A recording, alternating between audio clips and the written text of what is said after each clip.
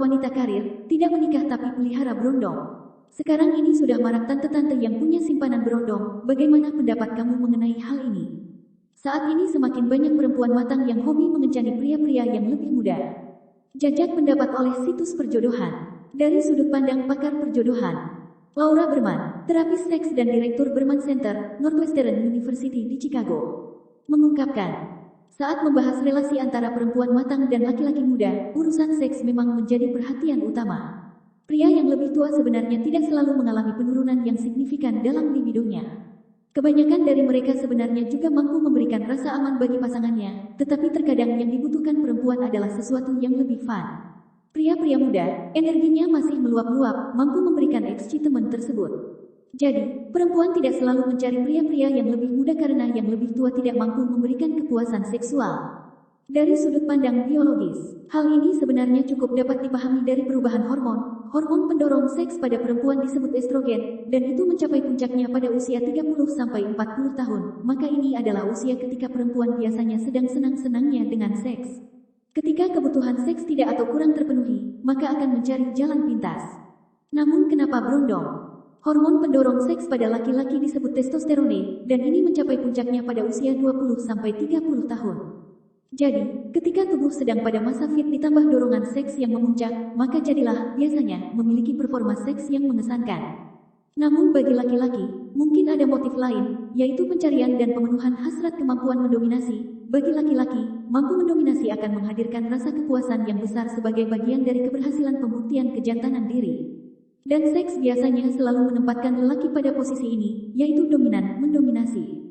Maka mampu mendominasi perempuan yang berusia lebih tua biasanya akan menghasilkan kepuasan yang berlipat karena normalnya mendominasi hanya mungkin dilakukan pada yang berusia lebih muda. Bagi perempuan, motif psikologi ini mungkin saja juga bisa terjadi.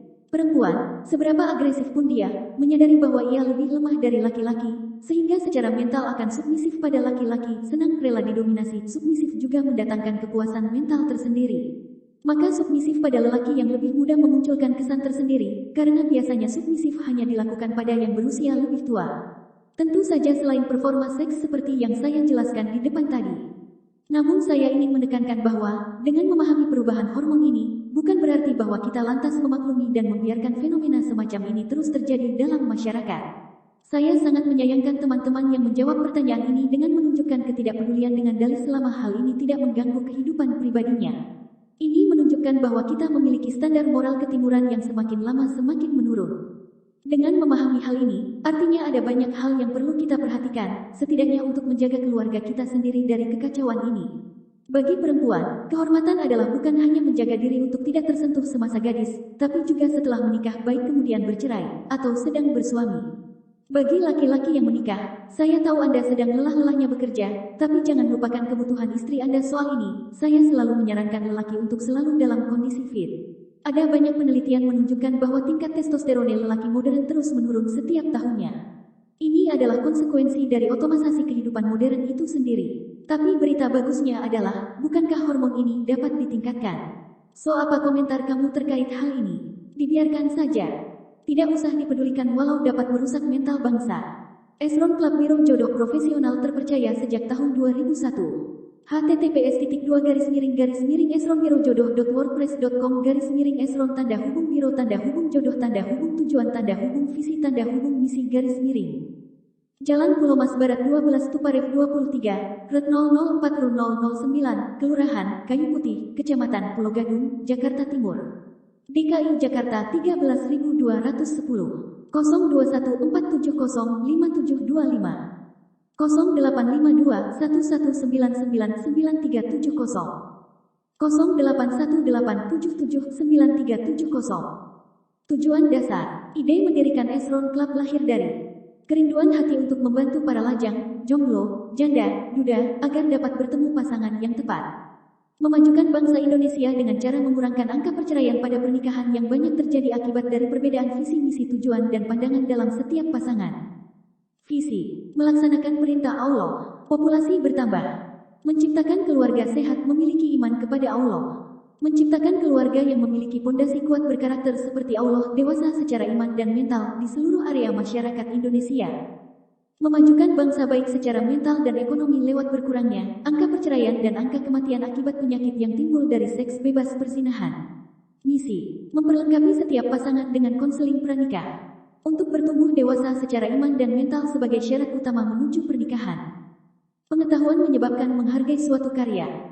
Semakin berpengetahuan dalam hal iman, cinta, jodoh, dan keluarga, maka dapat saling memahami dan semakin sadar serta tahu menghargai pasangan. Cek link acara Esron LIVA di Trans TV. https://youtube.be/psikiknefcel 0. Acara Esron LIVA di SCTV.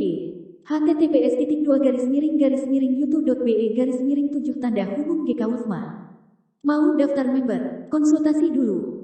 https://wa.me/62852119999370. Cara daftar: https://esronbirojodoh.wordpress.com/2020-01-01-07 Syarat tanda hubung cara tanda hubung klasifikasi tanda hubung biaya tanda hubung daftar tanda hubung member tanda hubung esron tanda hubung biro tanda hubung jodoh garis miring. Apa beda biro jodoh online dengan esron biro jodoh offline? https://esronbirojodoh.wordpress.com/2019/04/10 Apa tanda hubung sif tanda hubung kelebihan tanda hubung esron tanda hubung biro tanda hubung jodoh tanda hubung off tanda hubung lain tanda hubung di tanda hubung banding tanda hubung on tanda hubung lain garis miring.